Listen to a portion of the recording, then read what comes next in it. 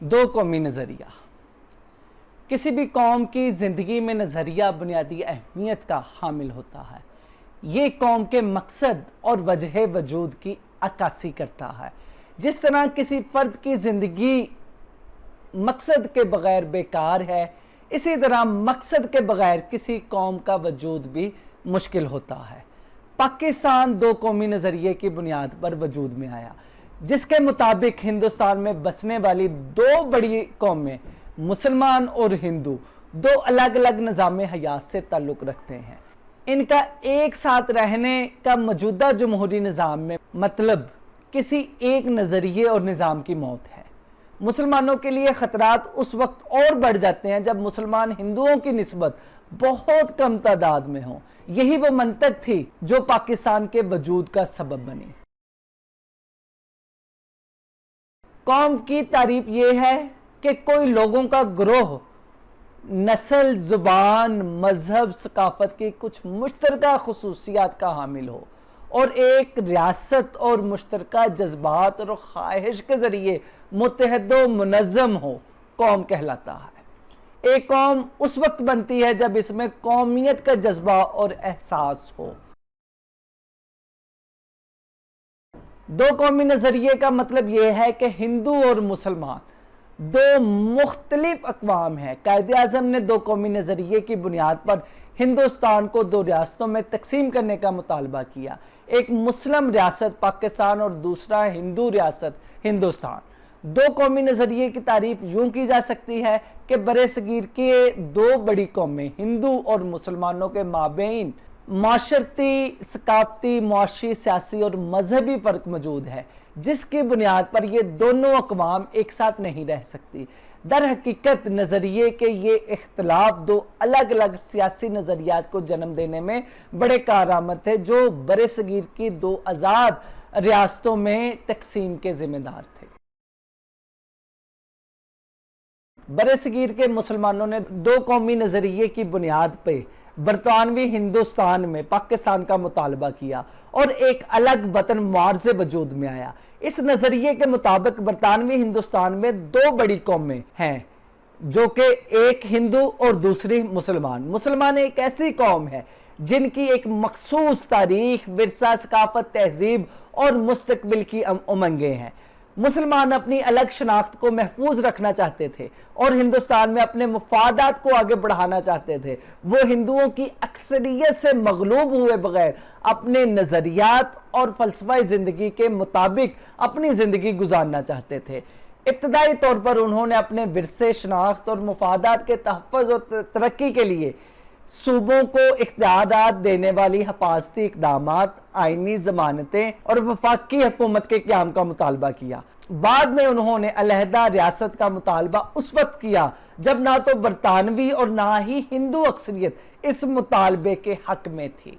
मुसलमान और हिंदुओं के दरमियान इख्तिलाफात, मजहबी इख्तिलाफात। हिंदू और मुसलमान मुख्तलिफ मज़ाहब से ताल्लुक़ रखते हैं।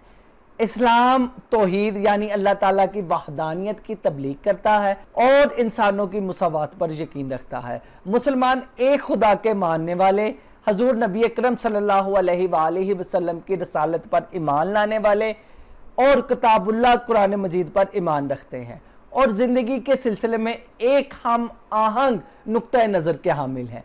दूसरी तरफ हिंदू एक से ज़्यादा खुदाओं के तसव्वुर पर मबनी नज़रिए को मानते हैं और हर उस चीज़ को काबिल प्रस्तश और काबिल इबादत समझते हैं जिससे इनको थोड़ा सा भी फ़ायदा मुतवक्का हो। सकाफती इख्तिलाफात। मुसलमान इस्लामी सकाफत की पैरवी करते हैं, जबकि हिंदुओं को एक खुद साख्ता सकाफत विरासत में मिली। हिंदू अपनी लाशों को जलाते हैं जबकि मुसलमान इन्हें दफन करते हैं। हिंदू गौ माता को एक मुकद्दस जानवर समझकर उसकी पूजा करते हैं, जबकि मुसलमान उसे ज़िबा करते हैं। हिंदुओं ने सती की रस्म को रिवाज दिया, जबकि मुसलमान इस रवायत से नफरत करते थे। यही वजह है कि बरे-सगीर में जब तक मुसलमानों की हुकूमत अपने अरूज में रही, मुसलमानों ने इस रस्म पर पाबंदी लगाई रखी। हिंदू और मुसलमान ना तो बाहमी तौर पर शादी कर सकते हैं और ना ही एक दूसरे के साथ जुड़कर रह सकते हैं।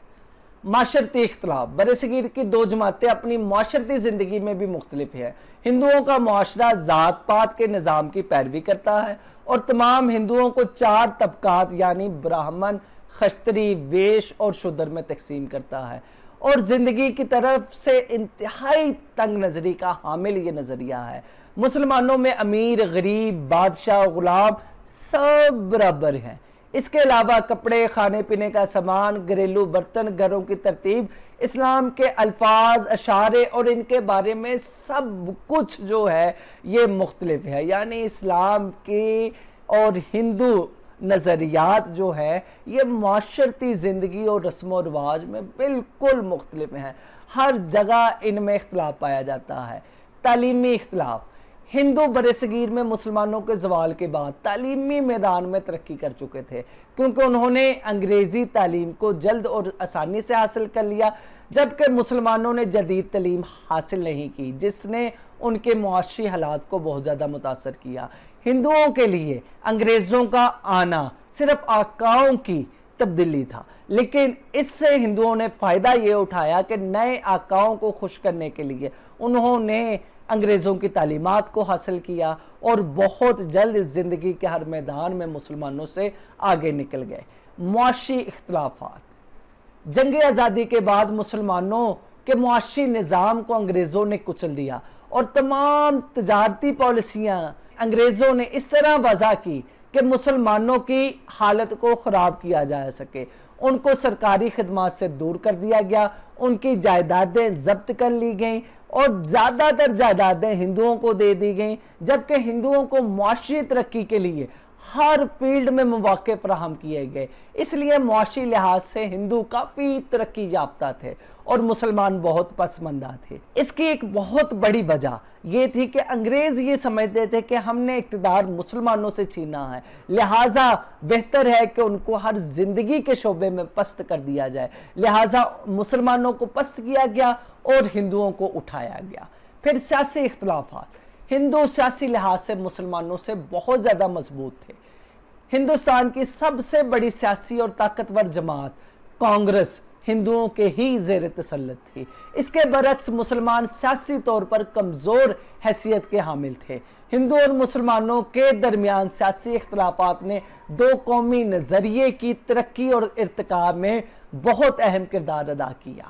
ہندو قوم پرستی، ہندوستان کی تاریخ میں وقتاً فوقتاً ابھر کر سامنے آنے والے مختلف ہندو قوم پرست اور مذہبی انتہا پسند تحریکیں یعنی شدھی، سنتن، آریہ سماج، برہمو سماج، ایسی تحریکوں نے دونوں قوموں کے درمیان تناؤ اور دشمنی پیدا کی۔ ہندو قوم پرست رہنماؤں نے ہندوستانی معاشرے میں تعلیم اور دیگر معاشرتی سرگرمیوں کے ذریعے مسلمانوں کی طرف سے ادا کیے گئے کردار کو یکسر نظر انداز کیا۔ ان کی تحریروں اور نظریات میں سیاسی حالات کو مزید آلودہ کرنے کے لیے ہندو اور مسلمانوں کے مابین فرقہ وارانہ اختلافات کو بھڑکایا گیا۔ اس کے ساتھ ساتھ ان میں زیادہ تر تحریکوں کے جو نظریات تھے وہ 3 بنیادوں پر مشتمل تھے۔ پہلی بنیاد یہ کہ مسلمان جو کہ ہندوستان میں رہ رہے ہیں وہ ہندوازم کو قبول کر لیں، اگر وہ ہندوازم کو قبول نہیں کرتے تو ہندوستان کو چھوڑ کر چلے جائیں، اور تیسرا آپشن ان کے پاس یہ ہے کہ وہ مرنے کو تیار ہو جائیں۔ تو یہ ہندو انتہا پسند تحریکیں تھیں جنہوں نے ہندوستان میں مسلمانوں کا ہندوؤں کے ساتھ رہنا دوبر کر دیا اور دشمنی کی ایک فضا قائم کر دی۔ Evolution of two nations theory, 2 قومی نظریے کا ارتقاء۔ قائد اعظم نے فرمایا تھا کہ پاکستان اسی وقت ہی وجود میں آ گیا تھا جب ہندوستان کے پہلے فرد نے اسلام قبول کیا تھا۔ پاکستان سے قبل ہی بحیثیت قوم مسلمانوں کا تصور پاکستان اجاگر ہوا۔ مسلم قومیت اسلام کی آمد کے ساتھ ابھر کر سامنے آئی، جس نے زندگی کے ہر شعبے سے وابستہ نئے اصول متعارف کروائے، اور یہ اصول قرآنی تعلیمات پر مشتمل تھے۔ برصغیر میں مسلم قومیت کے آغاز کی وجہ پہلا ہندوستانی منسوب کیا جاتا ہے جس نے اسلام قبول کیا۔ عرب تاجروں نے ہندوستان کے ساحلی علاقوں میں اسلام کو متعارف کروایا۔ پھر محمد بن قاسم وہ پہلے مسلمان تھے جنہوں نے ہندوستان کا کچھ علاقہ یعنی سندھ کو فتح کیا۔ اس کے بعد محمود غزنوی نے ہندوستان کے بہت زیادہ علاقے فتح کیے اور ایک اسلامی سلطنت قائم کی۔ محمود غزنوی کی فتوحات کے ساتھ ہی ہندوستان میں اسلام کی تبلیغ کے لیے دروازے کھلے، اور پھر اس کے بعد شہاب الدین غوری نے ایک وسیع اور طاقتور اسلامی سلطنت کی بنیاد رکھی۔ حضرت علی حجویری، میرن حسین زنجانی، خواجہ معین الدین چشتی، قطب الدین بختیار کاکی، حضرت بابا فرید گنج شکر، حضرت بہاؤالدین ذکریہ وغیرہ جیسے عظیم مسلمان صوفی بزرگ برصغیر میں آئے۔ انہوں نے اسلام کی تعلیمات عملی تصور میں پیش کی اور اسلام کے پھیلاؤ کا سبب بنے۔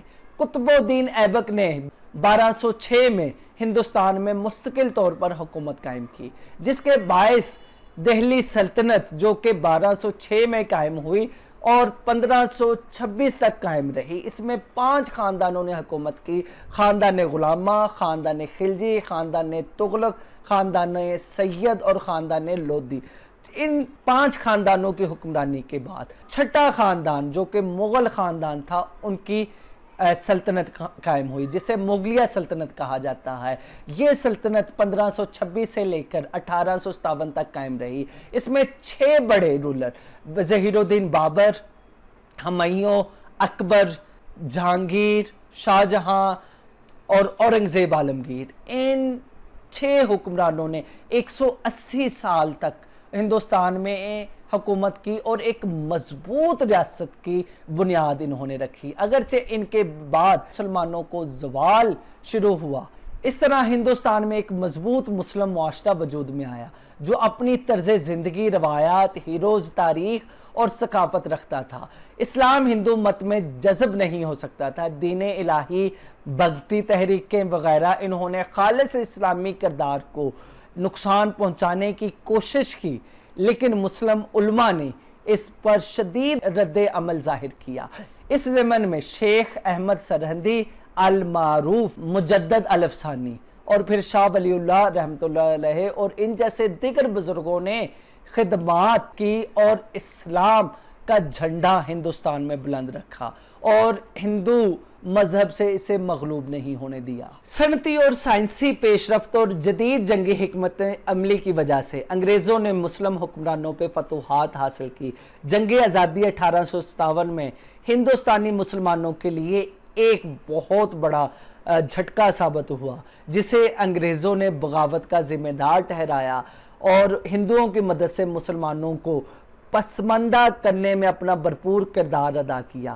یہ ان غیر معمولی محرکات میں ایک تھی جس نے مسلمانوں کی علیحدہ شناخت اور 2 قومی نظریے کی بنیاد فراہم کی۔ مسلم سکولرز نے اسلامی قوانین میں اصلاح اور مسلم معاشرے میں اس کی امپلیمنٹیشن کو فروغ دینے کی کوشش کی۔ ان میں نمایاں نام سر سید احمد خان کا ہے، جس نے اپنی قوم کی بیداری کے لیے راہ ہموار کی اور انہیں رہنمائی فراہم کی۔ ان کی تحریک علی گڑھ نو آبادیاتی حکمرانی کے خلاف ایک بہترین آلہ ثابت ہوئی۔ 1885 میں ہندوستان نیشنل کانگریس کی بنیاد برطانوی حکومت کے تحت ہندوستانی قوم پرست تحریک کے آغاز کی نشاندہی کرنے کے لیے کی گئی۔ کانگریس نے برطانوی حکمرانی کے زیر تحت کام کیا اور ہندوؤں کو اس کانگریس کے ذریعے طاقت ملی۔ سر سید احمد خان نے مسلمانوں کو مشورہ دیا کہ وہ سیاست میں حصہ نہ لیں اور کانگریس میں شامل نہ ہوں، کیونکہ ان کا خیال تھا کہ مسلمان حکومت مخالف سرگرمیوں میں شامل ہونے کی پوزیشن میں نہیں۔ یہ وہ دلیل تھی کہ سر سید کے خوف نے بعد میں آل انڈیا مسلم لیگ کے ذریعے 2 قومی نظریے کے بیج بوئے، جس کی بنیاد 1906 میں رکھی گئی اور یہ مسلمانوں کے لیے ایک الگ ریاست کے مطالبے کا باعث بنی۔ سر سید احمد خان نے دلیل یہ دی کہ جدید تعلیم اور غیر سیاسی سرگرمیاں ہی مسلم ترقی کی چابی ثابت ہو سکتے ہیں۔ تحریک علی گڑھ نے ایسی تعلیم یافتہ قیادت تیار کی جو مغربی سیاسی خطوط پر مسلمانوں کے حقوق کی حفاظت کر سکے۔ 2 قومی نظریے کے اغراض و مقاصد۔ پاکستان کے بننے کے پیچھے ایک ٹھوس نظریاتی بنیاد یعنی آئیڈیالوجیکل بیس موجود تھی۔ اس بنیاد نے اقدار، معیار، مقاصد، اہداف، اداروں اور ان کی ساخت کا تعین کیا اور 2 قومی نظریے نے مستقبل کا پروگرام یعنی لائن آف ایکشن پیش کیا۔ دو قومی نظریے کے جو ہے مختلف اغراض و مقاصد تھے، ان میں پہلا جو مقصد وہ آزاد اسلامی معاشرے کا قیام عمل میں لانا تھا، اور پھر دوسرا فرقہ وارانہ فسادات سے بچنا تھا۔ ہندوستان میں آئے روز ہندو اور مسلمانوں میں فرقہ وارانہ فسادات ہوتے رہتے تھے، ان سے تحفظ مقصود تھا۔ پھر مسلمانوں کی معاشرتی اور سیاسی ترقی ضروری تھی۔ ہندوؤں کے ساتھ رہتے ہوئے مسلمان معاشرتی لحاظ سے بھی پسماندہ تھے اور سیاسی لحاظ سے بھی، لہٰذا اس کو ترقی دینے کے لیے ضروری تھا کہ مسلمان الگ وطن حاصل کرے۔ پھر زبان کا تحفظ بھی مقصود تھا، کیونکہ ہندوستان میں ہندی زبان کی ترویج چاہتے تھے، جبکہ اردو زبان کو بالکل کوئی اہمیت نہیں دی جا رہی تھی۔ پھر اس کے ساتھ ساتھ نئے وطن کا مقصد دو قومی نظریے کا تحفظ تھا، یعنی یہ کہ مسلمان اپنے نظریے کے مطابق زندگی بسر کر سکے، اسلام کے مطابق اپنے اصول و قوانین مرتب کر سکے، اور پھر بار بار ہونے والی معاشرتی تذلیل سے بھی چھٹکارا حاصل کر سکے۔ جو معاشرتی تذلیل کا مسلمانوں کو سامنا تھا وہ ہندوؤں کی طرف سے سامنا تھا، انگریزوں کی طرف سے سامنا تھا، اور پھر مسلمان یہ بھی چاہتے تھے کہ وہ اپنے آپ کو معاشی لحاظ سے مضبوط کریں اور مسلمان ایک معاشی قوت بن کر ابھرے، بحیثیت قوم تمام تر مشکلات کے خلاف مضبوط اور متحد ہو کر مسلمان کھڑے ہوں۔ تو یہ تھے دوستو بنیادی طور پر دو قومی نظریے کے اہداف اور مقاصد۔ سر سید احمد خان اور دو قومی نظریہ۔ دوستو، سر سید احمد خان 17 اکتوبر 1817 میں پیدا ہوئے اور آپ کی وفات 27 مارچ 1898 یعنی 1898 کو ہوئی۔ سر سید احمد خان 19ویں صدی کے برطانوی ہند کے ایک ریئلسٹ مسلم فلاسفرز اور پولیٹیشن۔ 1838 میں سر سید احمد خان نے اپنے پروفیشنل کیریئر کا آغاز کیا اور ایسٹ انڈیا کمپنی میں ملازمت اختیار کی۔ سر سید احمد خان 1857 کی جنگ آزادی کے دوران پہلے مسلمان بیوروکریٹ تھے جنہوں نے برطانوی سلطنت سے وفادار رہے۔ اس جنگ آزادی کے بعد انہوں نے برطانوی پالیسیز کے بارے میں اس وقت ایک کتابچہ لکھا جس کا نام تھا اسباب بغاوت ہند، یعنی کازز آف میوٹنی، جس میں انہوں نے بغاوت کے اسباب تحریر کیے۔ ان کا خیال تھا کہ مسلمانوں کے مستقبل کو اور ان کے مذہبی عقائد کو ہندوؤں سے خطرہ ہے۔ سر سید احمد خان نے جدید اسکول قائم کیے، مختلف رسائل اور جرائد کی تشکیل کی اور مسلم تاجروں کو منظم کر کے مغربی طرز کی سائنسی تعلیم کو فروغ دینا شروع کیا۔ آئیے اب ہم سر سید احمد خان کی مختلف خدمات دیکھتے ہیں۔ ان میں پہلی خدمت جو ہے سر سید احمد خان کی تعلیمی خدمات ہیں۔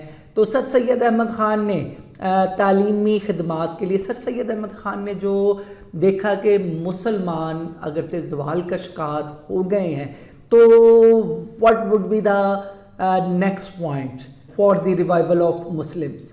تو سر سید احمد خان کی نظر میں جو اہم ترین پوائنٹ تھا وہ یہ تھا کہ اب مسلمانوں کو تعلیم حاصل کرنی چاہیے، تعلیم حاصل کر کے مسلمان دوبارہ عروج حاصل کر سکتے ہیں۔ تو اس سلسلے میں سر سید احمد خان نے 1859 میں مراد آباد میں گلشن اسکول کا سنگ بنیاد رکھا، پھر 1862 میں غازی پور میں وکٹوریہ اسکول اور 1863 میں مسلمانوں کے لیے سائنٹیفک سوسائٹی کی بنیاد رکھی۔ اس کے تحت سر سید احمد خان نے ملک کے مختلف حصوں سے ادیبوں کو جمع کیا، شاعروں کو جمع کیا، اسپیشلسٹ ایجوکیشنسٹ کو جمع کیا جو کہ سائنٹیفک ایجوکیشن اور سوشل ایجوکیشن پر یورپین زبانوں میں جو کتابیں لکھی ہوئی ہیں ان کے تراجم شائع کرتے، اس کے ساتھ ساتھ نئی کتب تحریر کرتے اور مسلمان بچوں کے لیے سلیبس بھی ترتیب دیتے۔ تو یہ سر سید احمد خان کی تعلیمی خدمات کے ابتدائی مظہر تھے۔ پھر سر سید احمد خان نے 1875 میں MAO ہائی اسکول کا اجرا کیا، جو کہ کچھ عرصے بعد MAO کالج بن گیا، جس نے بعد میں جا کر 1920 میں یونیورسٹی کی شکل اختیار کی، یعنی علی گڑھ یونیورسٹی کی شکل اختیار کی۔ اور سر سید احمد خان نے علی گڑھ میں 1886 میں آل انڈیا محمدن ایجوکیشنل کانفرنس کی بنیاد رکھی، جس نے ان کی جدید تعلیم اور مسلمانوں کے لیے سیاسی اتحاد کے ویژن کو فروغ دیا۔ اس کے ہر ضلع صوبے میں شاخیں قائم کی، ملک کے طول و عرض میں مسلمانوں نے برصغیر کے لیے تعلیمی ادارے قائم کیے، تعلیمی اصلاحات، تعلیمی کانفرنسز کا سلسلہ جاری کیا۔ اس سے مسلمانوں میں تعلیم کی تحریک پروان چڑھی۔ گاؤں، دیہات، شہر، ہر جگہ معیاری تعلیمی اسکول بنے۔ یہی آل انڈیا مسلم ایجوکیشنل کانفرنس تھی جس نے 1906 کے اجلاس میں ڈھاکہ میں نواب آف ڈھاکہ میر سلیم اللہ خان کی صدارت میں آل انڈیا مسلم لیگ مسلمانوں کی سیاسی جماعت کا آغاز کیا۔ تو اگر ہم دیکھیں سر سید احمد خان کے یہ دو پودے، ایک تو جو ہے ایجوکیشنل انسٹیٹیوشنز اور دوسرا محمدن ایجوکیشنل کانفرنس، انہوں نے آگے جا کے پاکستان کی بنیاد رکھی۔ یعنی ایجوکیشنل انسٹیٹیوشنز جو کہ 1920 میں جس نے علی گڑھ یونیورسٹی کی شکل اختیار کی، تو قائد اعظم محمد علی جناح کا کہنا تھا علی گڑھ یونیورسٹی کے طلباء ان کا ہر اول دستہ تھے۔ اور پھر جو آل انڈیا محمدن ایجوکیشنل کانفرنس، اس نے بعد میں جا کے مسلم لیگ، آل انڈیا مسلم لیگ کی بنیاد رکھی، جس کی وجہ سے پاکستان وجود میں آیا۔ تو یہ ایک ویژنری انسان ہے جو کہ ہمیشہ سوچتا ہے تو آنے والی نسلوں کے بارے میں سوچتا ہے، جس کے جو ویژن کا اثر آنے والی نسلوں تک سرایت کر جاتا ہے۔ تو یہ سر سید احمد خان کے جو تعلیمی خیالات تھے۔ اب ہم جانتے ہیں سر سید احمد خان کے سیاسی خیالات۔ ابتدا میں سر سید احمد خان جو ہے ہندوستانی نیشنلزم پر یقین رکھتے تھے، یعنی sir Syed Ahmad Khan one nation theory کے قائل تھے۔ ان کے خیال میں ہندو اور مسلمان ایک خوبصورت دلہن کی مانند ہیں جس کی دو آنکھیں ہیں، ان میں سے کوئی بھی ایک آنکھ ضائع ہو جائے تو دلہن کی خوبصورتی زائل ہو جائے گی۔ تو یہ سر سید احمد خان کا خیال تھا، لیکن بعد میں ہندی اردو تنازع ہوا جو کہ 1867 میں ہوا، جس کی وجہ سے سر سید احمد خان کا ون نیشن تھیوری سے اعتقاد ختم ہوا اور انہوں نے دو قومی نظریے کی حمایت کی۔ انہوں نے مسلمانوں کو یہ احساس دلایا کہ وہ الگ قوم ہے، ان کا مذہب بہت طاقتور ہے، مسلمان اپنے لیے الگ وطن کا مطالبہ کریں۔ 1857 کی جنگ آزادی کے دوران سر سید احمد خان برطانوی سلطنت کے وفادار تھے۔ اس جنگ آزادی کے بعد انہوں نے برطانوی پالیسیز کے بارے میں اس وقت ایک کتابچہ لکھا جس کا نام اسباب بغاوت ہند تھا، جس پر انہوں نے بغاوت کے اسباب تحریر کی ہے۔ اس کتاب میں سر سید احمد خان نے یہ واضح کیا کہ انگریزوں کی غلط پالیسیز کے باعث ہندوستان کے تمام طبقوں نے بغاوت میں حصہ لیا، یعنی صرف مسلمانوں نے ہی اس میں حصہ نہیں لیا، تمام طبقوں نے لیا اور انگریزوں کی غلط پالیسیز کے باعث اس میں حصہ لیا۔ اگر مستقبل میں برطانوی سرکار ہندوستان پر اپنا غلبہ قائم رکھنا چاہتی ہے تو اسے یہاں کے لوگوں کو ان کے حقوق دینے ہوں گے۔ مزید ان کا یہ کہنا تھا کہ اس بغاوت میں ہندوستان کی تمام کمیونٹیز نے حصہ لیا، جبکہ انگریز سرکار کا سارا غصہ مسلمانوں پہ نکل رہا ہے، جو کہ بالکل غلط ہے۔ اچھا، اس کے بعد جو ہے جو ایک بہت بڑا انسیڈنٹ ہوا جس نے سر سید احمد خان کی جو ذہنیت کا جو ہے DNA وہ بالکل تبدیل کر کے رکھ دیا، وہ تھا اردو ہندی کنٹروورسی۔ 1867 میں بنارس میں ہندوؤں نے اردو کو فارسی موجودہ تعلیمی رسم الخط میں لکھنے پہ اعتراض کیا۔ ان کا کہنا تھا کہ موجودہ فارسی عربی رسم الخط مسلمانوں کا رسم الخط ہے، اس لیے اردو کو ہندی رسم الخط میں لکھا جائے جو ہندوستانیوں کا رسم الخط ہے، یعنی دیوناگری رسم الخط۔ یہ معاملہ ایک فتنہ اور فساد کی شکل اختیار کر گیا، اردو ہندی جھگڑا بڑھ گیا، ہندوؤں نے دیوناگری رسم الخط کو اپنا لیا اور فارسی رسم الخط میں لکھنے سے اجتناب کیا۔ مسلمان ہمیشہ سے اس میں لکھتے آئے تھے، محض اس وجہ سے ہندو مسلمانوں میں فسادات شروع ہو گئے۔ سر سید احمد خان نے اس موقع پر دو قومی نظریہ پیش کیا کہ مسلمان اور ہندو دو الگ الگ قومیں ہیں اور دو الگ الگ تہذیبیں ہیں۔ یہ فرسٹ ٹائم تھا کہ سر سید احمد خان کا ون نیشن تھیوری سے ان کی پرسیپشن تھی، ان کا جو نظریہ تھا وہ شیک ہوا اور ان کی نظر میں اب مسلمان اور ہندو دو الگ الگ قومیں اور تہذیبیں ہیں، ان کے رسم و رواج، ان کے عقائد، ثقافتی طور طریقے، زبان، یہ سب چیزیں جدا ہے۔ ہندوستان صرف ہندوؤں کا ملک نہیں بلکہ ہندوستانی دو مذہبی اقوام ہندو اور مسلمان دونوں کا ملک ہے۔ یہ نظریہ ہندوؤں کے لیے بھی اور انگریزوں کے لیے بھی ایک ایٹمی دھماکہ ثابت ہوا۔ دو قومی نظریے پر ہندوؤں نے بڑا واویلا کیا، لیکن زمانے نے یہ ثابت کیا کہ ہندوستان میں مسلمان اور ہندوؤں کی ہر چیز مختلف ہے۔ جب 1885 میں اے او ہیوم نے انڈین نیشنل کانگریس کی بنیاد رکھی تو برِ صغیر کے دوسرے اہم لوگوں سمیت سر سید احمد خان کو بھی اس میں شمولیت کی دعوت دی، مگر سر سید احمد خان نے اس میں شرکت سے انکار کر دیا اور مسلمانوں کو بھی منع کیا کہ وہ اس میں شرکت نہ کریں۔ جنگ آزادی کے بعد سے ہی سر سید احمد خان کا خیال تھا کہ مسلمانوں کو ابھی سیاست میں حصہ نہیں لینا چاہیے۔ کانگریس کے بارے میں سر سید احمد خان کی پیشن گوئی تھی کہ یہ جماعت ہندو اکثریت میں منتقل ہو جائے گی اور صرف ہندوؤں کی نمائندگی کرے گی اور دوسری قوموں کا اس میں کوئی تحفظ نہیں ہوگا، جو ہر بار یہ پریڈکشن صحیح ثابت ہوئی اور مسلمانوں کے مسائل کے حل کے لیے سر سید احمد خان نے the very next year Mohammedan Educational Conference نامی ایک فورم بنایا جہاں مسلمانوں کے تعلیمی مسائل کے ساتھ ساتھ سیاسی مسائل پہ بھی تبادلہ خیال ہوتا، مسلمانوں کے حقوق کے بارے میں بات ہوتی۔ پھر یہی فورم 1906 میں آل انڈیا مسلم لیگ کے وجود میں آنے کا سبب بن گیا۔ سر سید احمد خان پہلے مسلمان رہنما تھے جنہوں نے برصغیر کے مسلمانوں کے لیے قوم یعنی نیشن کا لفظ استعمال کیا۔ سر سید احمد کے مطابق ہندوستان میں دو قومیں ہیں، ہندو اور مسلمان، وہ ساتھ ساتھ نہیں رہ سکتے۔ یہ وقت کے گزرنے کے ساتھ ہی دونوں قومیں ایک دوسرے کی دشمن بنتی جائیں گی۔ سر سید احمد خان کا خیال تھا کہ ہندو اور مسلمان دو الگ الگ قومیں ہیں کیونکہ ان کا مذہب، طریق، ثقافت، تہذیب، یہ ساری چیزیں ایک دوسرے سے مختلف ہیں۔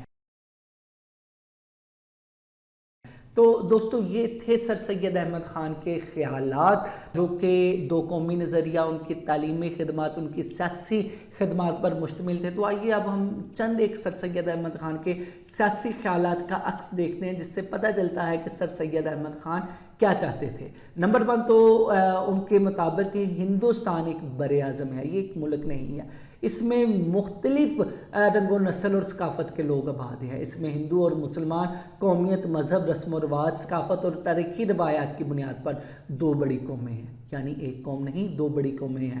اچھا، یہ پرسپشن انگریزوں میں بھی اور ہندوؤں میں بھی بہت تھی کہ بر اعظم یہ جو ہے بر صغیر یہ ایک ملک ہے، جبکہ سر سید احمد خان بعد میں علامہ اقبال اور قائد اعظم نے اس پرسپشن کو غلط قرار دیا اور کہا کہ یہ بر اعظم ہے اور اس بر اعظم میں مختلف اقوام آباد ہیں۔ پھر سر سید احمد خان کا کہنا تھا کہ انگریزوں کے رخصت ہونے کے بعد مسلمان سیاسی طاقت میں برابر کے شریک نہیں ہو سکتے۔ وجہ کیا ہے؟ یہ محض ناممکن اور ناقابل فہم ہے۔ وجہ سمپل یہی ہے کہ ہندوستان میں جو برطانوی جمہوری نظام ہے وہ نظام جو ہے ہندو اکثریت کے غلبے کو ہمیشہ قائم رکھے گا۔ ان کا کہنا تھا انڈین نیشنل کانگریس مسلمانوں کو قبول نہیں ہے۔ پھر ان کا کہنا تھا کہ مسلمان مغربی قسم کے جمہوری اتحاد اسے قبول نہیں کر سکتے کیونکہ آبادی کے ایک چار تناسب کے ساتھ انہیں ہندوؤں کا ہمیشہ کے لیے غلام بنا دیا جائے گا۔ اگر کانگریس دونوں قوموں کو یکجا کرنے کی اپنی پالیسی پر عمل پیرا رہی تو یہ تباہ کن خانہ جنگی پہ ختم ہوگی، اس سے یعنی اتحاد قائم نہیں ہوگا بلکہ خانہ جنگی ہوگی۔ تو یہ تمام باتوں سے ہم یہ نظریہ اخذ کر سکتے ہیں کہ سر سید احمد خان دو قومی نظریے کے اولین مبلغ تھے، جس کی وجہ سے وہ برصغیر میں دو قومی نظریے کے حقیقی بانی کہلائے۔ علامہ اقبال اور دو قومی نظریہ۔ علامہ اقبال 9 نومبر 1877 کو سیالکوٹ میں پیدا ہوئے اور 21 اپریل 1838 میں آپ کی وفات ہوئی۔ علامہ محمد اقبال ایک شاعر، فلسفی، سیاستدان ہونے کے ساتھ ساتھ ایک بیرسٹر اور اسکالر بھی تھے۔ تحریک پاکستان میں آپ کا کردار انتہائی زیادہ نمایاں تھا۔ جنوبی ایشیا اور اردو بولنے والی دنیا کے بیشتر حصوں میں اقبال کو شاعر مشرق سمجھا جاتا ہے۔ انہیں مفکر پاکستان اور حکیم الامت بھی کہا جاتا ہے۔ علامہ اقبال ایک عظیم شاعر، فلسفی اور سیاستدان تھے وہ عام طور پر مسلمانوں اور خاص طور پر ہندوستانی مسلمانوں کے اذیت ناک حالات پر بے چین رہتے تھے۔ انہوں نے اپنی ولولہ انگیز شاعری کے ذریعے نہ صرف مسلمانوں میں غیرت ملی پیدا کی بلکہ عہد ماضی کے شاندار اسلامی روایات کی روشنی میں انہیں یہ خوشخبری سنائی کہ وہ اسلامی تعلیمات پر عمل کر کے اپنا کھویا ہوا وقار دوبارہ حاصل کر سکتے ہیں، یعنی وہ دوبارہ فاتح عالم بن سکتے ہیں۔ اقبال کا فلسفہ اور ان کے شاعری مجموعے بانگ دراز، ضرب کلیم، بال جبریل، اسرار خودی اور رموز باخودی کی زینت بنا۔ آئیے اب ہم دیکھتے ہیں علامہ اقبال کا تصور پاکستان۔ علامہ اقبال کا تصور پاکستان کا جو بنیادی ماخذ ہمیں ملتا ہے وہ علامہ اقبال کا خطبہ الہ آباد ہے۔ آل انڈیا مسلم لیگ کے دسمبر 1930 کے سیشن کے دوران انہوں نے اپنا سب سے مشہور یہ خطبہ دیا، جس میں انہوں نے شمال مغربی ہندوستان میں ایک مسلمان ریاست کے قیام پر زور دیا۔ اس خطبے میں علامہ اقبال نے واضح کیا کہ انڈیا ایک بر صغیر ہے، ملک نہیں ہے۔ یہاں مختلف مذاہب سے تعلق رکھنے والے لوگ آباد ہیں، جن کی اپنی الگ الگ زبانیں ہیں، الگ الگ مذاہب ہیں۔ مسلم قوم اپنی جداگانہ مذہبی اور ثقافتی پہچان رکھتی ہے۔ ان کے لیے ایک الگ ملک، خواہ وہ یونین ہو یا آزاد ہو، یہ ضروری ہے۔ یہ علامہ اقبال کے خیالات ہیں۔ خطبے کی ابتدا میں علامہ اقبال کے الفاظ ہیں کہ جس شخص کو آج آپ نے آل انڈیا مسلم لیگ کی صدارت کے اعزاز سے نوازا ہے وہ اب بھی اسلام کو ایک زندہ طاقت سمجھتا ہے۔ طاقت وہ جو انسان کے ذہن کو وطن اور نسل کے تصور سے آزادی دلا سکتی ہے۔ اسلام ریاست اور فرد دونوں کی زندگی میں اہم کردار ادا کرتا ہے۔ یہ ایک حقیقت ہے کہ یہ ایک دستور حیات ہے، یعنی کوڈ آف لائف ہے، ایک نظام ہے، ایک پورے زندگی کو یہ اسلام کور کر رہا ہے۔ علامہ اقبال کے خطبہ الہ آباد کے یہ تاریخی الفاظ ہیں: The units of Indian society are not territorial as the European countries. India is a continent of human groups belonging to different races, speaking different languages and professing different religions. Their behavior is not at all determined by a common race consciousness. یعنی ہندوستانی معاشرے کی اکائیاں یورپی ممالک کی طرح علاقائی نہیں، ٹیریٹوریل نہیں۔ ہندوستان مختلف نسلوں سے تعلق رکھنے والے انسانی گروہوں کا ایک بر اعظم ہے، جو مختلف زبانیں بولنے والے اور مختلف مذاہب کا دعویٰ کرتے ہیں۔ ان کے رویے کا تعین کسی عام نسلی شعور سے نہیں کیا جا سکتا، یعنی کسی عام ریس کانشیسنس سے نہیں کیا جا سکتا۔ اسلام ایک نظریہ ہے جسے ہر طرح کی نسل نے اڈاپٹ کیا ہے۔ تو ایسے حالات میں علامہ اقبال نے مسلمانوں کے لیے ایک علیحدہ ریاست کا تصور پیش کیا۔ 1930 میں مسلم لیگ کے الہ آباد کے اجلاس میں اپنے صدارتی خطاب میں انہوں نے کہا، یہ ایسے الفاظ ہیں جو کہ اس خطبے کا کرکس ہیں، اور یہی وہ الفاظ ہیں جو میں آپ کو ابھی پیش کرنے جا رہا ہوں، جس کی وجہ سے علامہ اقبال کو مصور پاکستان کہا جاتا ہے۔ علامہ اقبال کا کہنا ہے، personally I would go further, I would like to see the Punjab NWFP Sindh and Balochistan amalgamated into a single state، یعنی یہ جو چار صوبے جو کہ اب پاکستان کی شکل اختیار کر چکے ہیں، Punjab, NWFP Sindh and Balochistan amalgamated into a single state۔ اب یہ سنگل اسٹیٹ، اس کی نیچر کیا ہوگی؟ Self government within the British empire اور without the British empire. یا تو یہ آزاد ہوگی یا پھر یہ برٹش امپائر کے انڈر ہوگی، لیکن ہوگی self government. The formation of a single consolidated north west Indian Muslim state. اب یہ اگلے الفاظ بڑے اہم ہیں جو کہ اقبال کے جو ہے کلیئر ویژن کی عکاسی کرتے ہیں۔ اقبال کا کہنا ہے کہ appears to me to be the final destiny of the Muslims at least of north west India، یعنی appear to me، میرے پہ یہ واضح ہو رہا ہے، ظاہر ہو رہا ہے to be the final destiny of the Muslim، کہ یہ مسلمانوں کی تقدیر مبرم ہے، حتمی تقدیر ہے کہ مسلمان کم از کم نارتھ ویسٹ انڈیا کے مسلمان ایک طاقتور ریاست کی بنیاد رکھیں گے، consolidated the formation of a single and consolidated state۔ تو یہ اقبال کے جو وہ آپ کہہ لیں کہ الہامی الفاظ ہیں جو کہ 1930 کے خطبے میں دیے جا رہے ہیں، اور آپ دیکھیں کہ 1947 یعنی 17 سال بعد یہی الفاظ جو ہے ریالٹی کی شکل دار رہے ہیں۔ تو میں چند اور اقتباسات آپ کے خدمت میں پیش کرتا ہوں۔ ایک اقتباس ہے "We have a population of 7 crore among all nations of the subcontinent. We are the most united, in fact, of all the nations inhabiting the country. Muslims are the only nation according to the most modern definition of the world." اب یہ کیا ہے کہ ہندوستان میں we have a population of 7 crore among all nations، 7 crore کی آبادی۔ اگر دیکھا جائے اس وقت یورپ کے کئی ممالک کو بھی ملا کر ان کی آبادی جو ہے 7 کروڑ نہیں بنتی تھی۔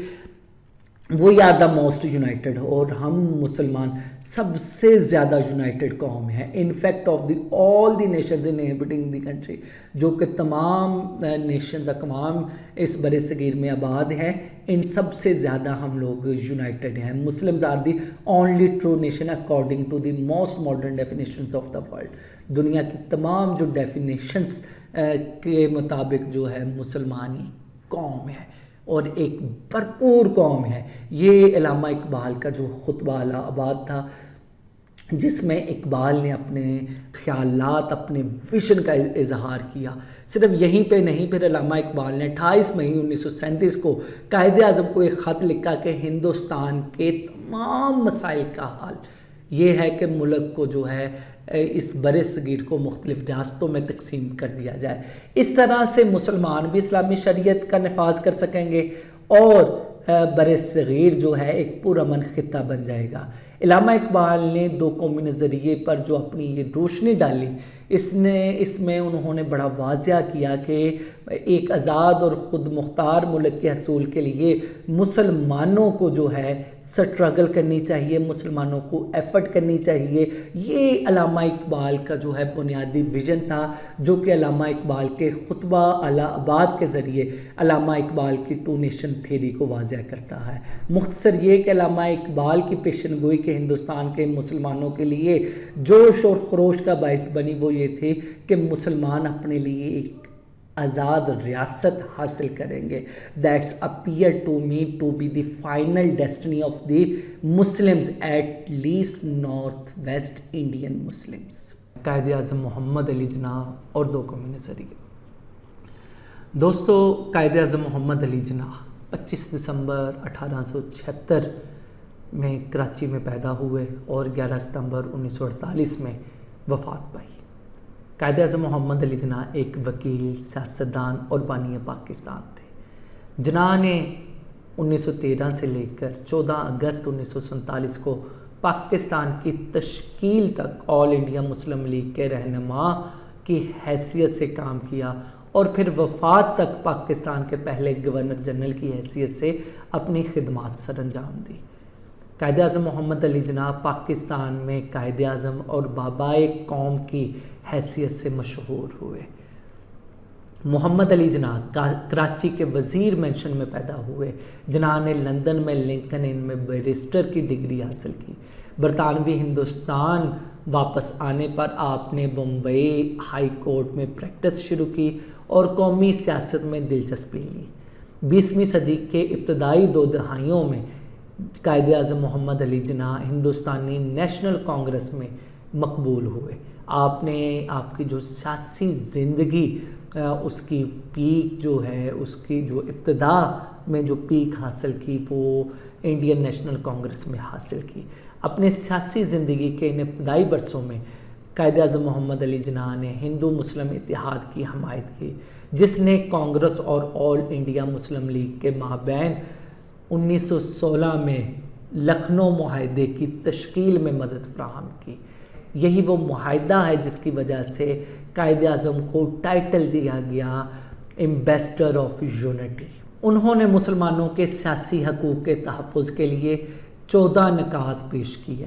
تاہم 1920 میں قائد اعظم محمد علی جناح نے کانگریس سے استعفیٰ دیا۔ اس کی وجہ یہ تھی کہ جو ستیہ گرہ کی جو مہم ہے، قائد اعظم اس پر راضی نہ ہوئے اور اسے سیاسی انتشار سے تشبیہ دی۔ 1940 تک قائد اعظم محمد علی جناح کو یہ یقین ہو گیا کہ برصغیر پاک و ہند کے مسلمانوں کی اپنی ایک ریاست ہونی چاہیے۔ اس سے پہلے جو قائد اعظم ہندو اور مسلمانوں کے اتحاد کے سفیر گردانے جاتے تھے، تقریباً 1927 سے لے کر 30 تک قائد اعظم قائل ہو گئے کہ ہندو اور مسلمانوں میں اتحاد نہیں ہو سکتا۔ یہی وجہ ہے کہ 1940 میں انہوں نے الگ ریاست کی ڈیمانڈ کی۔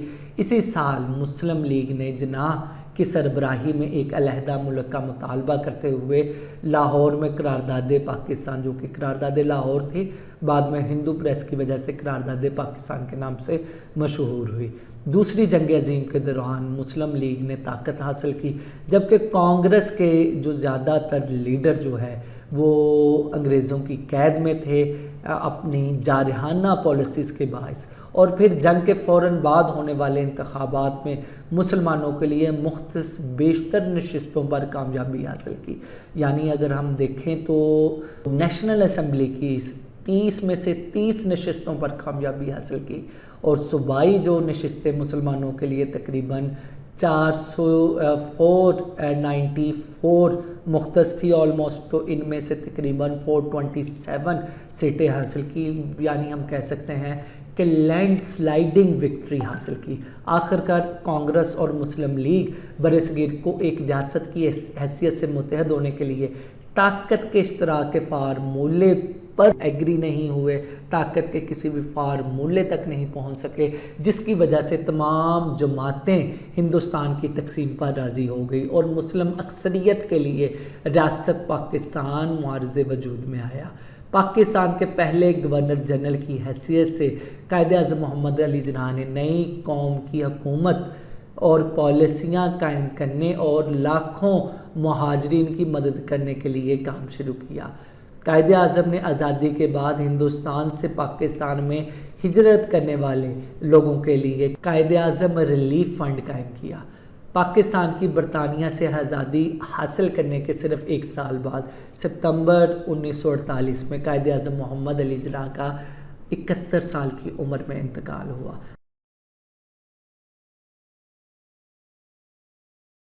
دوستو، دو قومی نظریے اور قائد اعظم کے تصورات کے حوالے سے ہم قائد اعظم کی مختلف کوٹیشنز یہاں پیش کریں گے، جس سے یہ واضح ہو جائے گا کہ قائد اعظم دو قومی نظریے یعنی اسلام کی بنیاد پر ایک الگ وطن کا مطالبہ کر رہے تھے۔ قائد اعظم کی جدوجہد دو قومی نظریے پر مشتمل تھے۔ قائد اعظم نے فرمایا برصغیر یورپ کے مقابلے میں رقبے اور آبادی کے لحاظ سے بڑا ہے، اور اس میں دو بڑی اقوام ہندو اور مسلمان آباد ہیں۔ آپ نے فرمایا ہندوستان ایک قومی ریاست نہیں، یعنی ایک نیشنل اسٹیٹ نہیں، ہندوستان ایک ملک نہیں بلکہ ایک بڑا خطہ ہے جو مختلف قومیتوں پر مشتمل ہے، اور اس میں دو بڑی قومیں ہندو اور مسلمان ہیں جن کی ثقافت، تہذیب، زبان، ادب، آرٹ، فن تعمیر، قدر و تناسب، قوانین، فقہ، معاشرتی اخلاقی ضابطے، رسم و رواج، کیلنڈر، تاریخ، روایات، اہلیت اور عزائم، زندگی اور زندگی کے بارے میں نظریات، ساری چیزیں مختلف ہیں۔ بین الاقوامی قانون کے تمام اصولوں سے ہم ایک الگ قوم ہے، یعنی دنیا کی ہر ڈیفینیشنز کے مطابق ہم ایک الگ قوم ہیں۔ پھر قائد اعظم نے ہندوؤں کو بتایا کہ ہندوستان میں ایک نہیں بلکہ دو قومیں ہیں، ایک ہندو قوم اور دوسری مسلمان، اور کوئی قوم ہوا میں نہیں رہ سکتی۔ قوموں کے لیے، کسی بھی قوم کو رہنے کے لیے ایک وطن درکار ہے۔ ہر قوم کو حق حاصل ہے کہ جس خطے میں وہ آباد ہیں اس میں اپنی تقدیر کی خود مالک بنے۔ اسے سیاسی اصطلاح میں حق خود ارادیت یعنی رائٹ آف سیلف ڈٹرمینیشن کہا جاتا ہے۔ اگر جنوبی ایشیا میں امن نہیں، صرف امن نہیں بلکہ ایک پائیدار امن قائم کرنا ہے تو اس کی ایک ہی صورت ہے کہ یہاں دو بڑی قومیں ہندوؤں اور مسلمانوں کو سیاسی حق خود ارادیت دیا جائے، اور ہندوستان میں دو فیڈریشنز قائم کی جائے، ایک مسلمان صوبوں کی اور دوسرے ہندو صوبوں کی۔ انہوں نے 22 مارچ 1939 کو ہندوستان کی مرکزی قانون ساز اسمبلی میں ہندوؤں اور انگریزوں سے خطاب کرتے ہوئے گرج کر اعلان کیا، تمہاری تعداد سب سے زیادہ ہوا کرے تم ترقی یافتہ سہی، تمہاری معاشی حالت مضبوط سہی، اور تم سمجھا کرو کہ سروں کی گنتی ہی آخر فیصلہ کرتی ہیں، لیکن میں تمہیں بتا دیتا ہوں کہ تم تنہا مل کر بھی ہماری روح کو فنا کرنے میں کبھی کامیاب نہ ہو سکے ہوگے۔ تم اس تہذیب کو کبھی نہیں مٹا سکو گے، اسلامی تہذیب کو جو ہمیں ورثے میں ملی ہے۔ ہمارا نور ایمان زندہ ہے، ہمیشہ زندہ رہا ہے اور ہمیشہ زندہ رہے گا۔ بے شک تم ہم پر ظلم و ستم کرو، لیکن ہمارے ساتھ بدترین سلوک روا رکھو گے، لیکن ہم ایک نتیجے پر پہنچ چکے ہیں اور ہم نے یہ سنگین فیصلہ کر لیا ہے کہ اگر مرنا ہے تو لڑتے ہوئے مریں گے، لیکن آزادی حاصل کریں گے، ایک الگ وطن حاصل کریں گے۔ 23 مارچ 1940 کو آل انڈیا مسلم لیگ کے لاہور کے اجلاس سے خطاب کرتے ہوئے قائد اعظم نے فرمایا، ہندو قوم اور مسلمان قوم کے بنیادی اختلافات کو محض وہم و گمان بنانا ہندوستان کی تاریخ کو جھٹلانے کے برابر ہے۔ 1000 سال تک ایک ہی خطے میں آباد رہنے کے باوجود ان کے اختلافات اسی پرانی شدت کے ساتھ موجود ہے۔ اس لیے یہ سمجھنا سراسر غلطی ہے کہ اگر اس ملک پر ایک آئین ٹھونس دیا جائے تو ہندو اور مسلمان ایک قوم بن جائیں گے۔ جو کام انگریزوں کی 150 سالہ حکومت نہ کر سکی وہ اب کیسے ہو سکے گا، کیسے پاسبل ہو سکے گا؟ ہندوستان کا مسئلہ دو قوموں کا مسئلہ نہیں، جب تک اسے بین الاقوامی مسئلے کے طور پر نہیں دیکھا جاتا تو یہ مسئلہ حل نہیں ہوگا۔ اب خطبہ لاہور سے ایک نمائندہ اقتباس آپ کی خدمت میں حاضر ہے۔ قائد اعظم محمد علی جناح نے اسی خطبے میں فرمایا، اگر برطانوی حکومت ایک اس بارے میں واقعی مخلص ہے کہ بر اعظم کی عوام کو امن بھی حاصل ہو، خوشی بھی حاصل ہو، تو اس کے سامنے ایک ہی راستہ ہے کہ ہندوستان کو 2 خود مختار قومی مملکتوں میں تقسیم کر دیا جائے اور اس طرح 2 بڑی قوموں کے اپنے اپنے الگ وطن بنا دیے جائے۔ قائد اعظم محمد علی جناح نے 23 مارچ کے اس خطبے میں فرمایا کہ اسلام اور ہندو مت در حقیقت مختلف اور الگ الگ معاشرتی نظریات ہیں۔ ہندو اور مسلمان 2 مختلف مذہبی فلسفوں، معاشرتی رسومات اور ادبیات سے تعلق رکھتے ہیں۔ وہ نہ تو ایک دوسرے کے ساتھ شادی کر سکتے ہیں اور نہ ہی ایک دوسرے کے ساتھ کھانا کھاتے ہیں، اور در حقیقت ان کا تعلق 2 مختلف تہذیبوں سے ہے جو بنیادی طور پر متضاد نظریات اور تصورات پر مشتمل ہیں۔ قائد اعظم نے ایک لاجیکل دلیل بھی دی کہ آیا کہ وہ 2 قومیں ایک ساتھ رہ سکتی ہیں کہ جس میں ایک قوم کا ہیرو دوسری قوم کا ویلن ہے، دوسری قوم کا ہیرو پہلی قوم کے لیے ویلن ہے۔ Is it possible? پھر قائد اعظم نے ایک دلیل کے ساتھ کہا کہ جو 2 اقوام آپس میں ڈائننگ نہیں کر سکتی، آپس میں بیٹھ کر کھانا نہیں کھا سکتی، وہ دونوں اقوام کیسے ایک ساتھ رہ سکتی ہیں؟ How is it possible?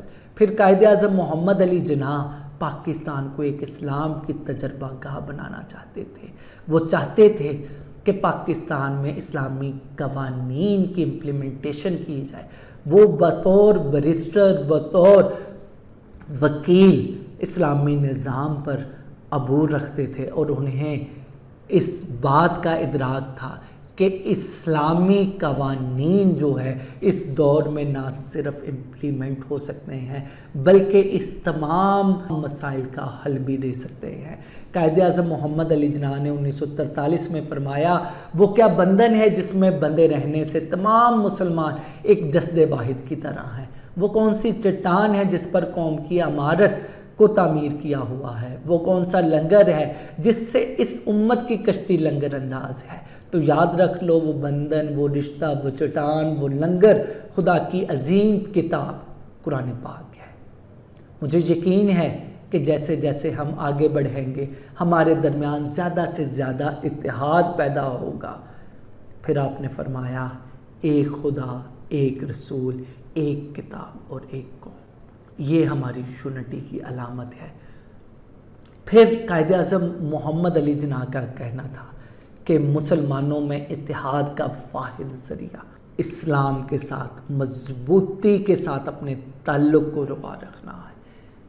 ہمارے درمیان موجود صوبائیت، لسانیت جیسے مسائل کو ہم نے اپنے میں سے نکالنا ہے۔ اسلام کے رشتے کو مضبوطی سے تھامنا ہے۔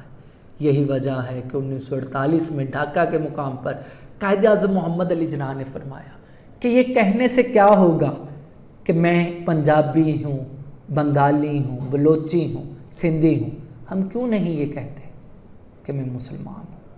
اور یہ اسلام ہی ہمارے اتحاد کی ضمانت ہے۔ پھر دنیا کے معاشی مسائل کو دیکھتے ہوئے جب قائد اعظم محمد علی جناح نے 1948 میں اسٹیٹ بینک آف پاکستان کی بنیاد رکھی تو قائد اعظم محمد علی جناح نے بہت واضح انداز میں فرمایا کہ موجودہ معاشی مسائل جس کا دنیا کو سامنا کرنا پڑ رہا ہے اس کا حل صرف اسلام کے پاس ہے۔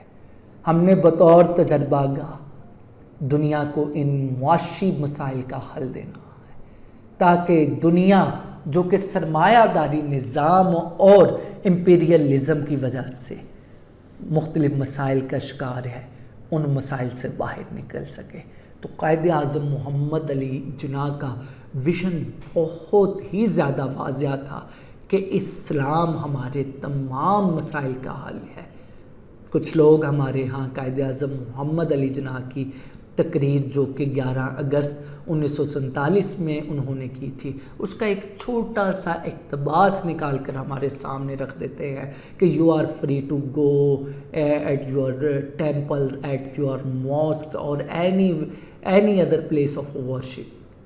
تو اس سے وہ ثابت کرنے کی کوشش کرتے ہیں کہ قائد اعظم سیکولرزم کا نفاذ چاہتے تھے، جبکہ ان کی نظروں سے تاریخ شاید بالکل ہی اوجھل ہے۔ کیا انہوں نے نہیں دیکھا کہ جب نبی صلی اللہ علیہ وآلہ وسلم نے ایک ریاست قائم کی تو وہاں پہ تمام غیر مسلم کمیونٹیز محفوظ تھی، خلفائے راشدین کے دور میں محفوظ رہی، مسلمانوں کی باقی ساری تاریخ میں محفوظ رہی۔ آپ سلطنت عثمانیہ دیکھ سکتے ہیں جدھر تقریباً مسلمان صرف 33% تھے، لیکن وہاں پر بھی تمام کمیونٹیز ان کو اپنے they were free to go to their mandirs, their temples or their any place of worship.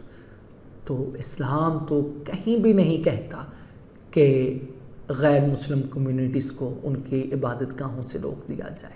اسلام صرف اور صرف ان کو اپنے انڈر لیتا، اپنے تحفظ میں لیتا، صرف اور صرف یہ کہ اسلام ہمیشہ اپر ہینڈ رکھتا، اسلام اپنے قوانین کا نفاذ چاہتا ہے، ایسے قوانین کا نفاذ نہیں کہ جس میں طاقت کا بے دریغ اور غلط استعمال ہو، جس میں انصاف موجود نہ ہو، جس میں لوگوں پر ظلم و ستم کیا جائے، ان کا سیاسی استحصال کیا جائے، معاشی استحصال کیا جائے۔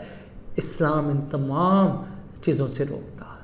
تو یہی وجہ ہے کہ قائد اعظم محمد علی جناح کی یہ تقریر جو کہ اسلامی اصولوں کے مطابق ہے اسے غلط رکھ دیا جاتا ہے۔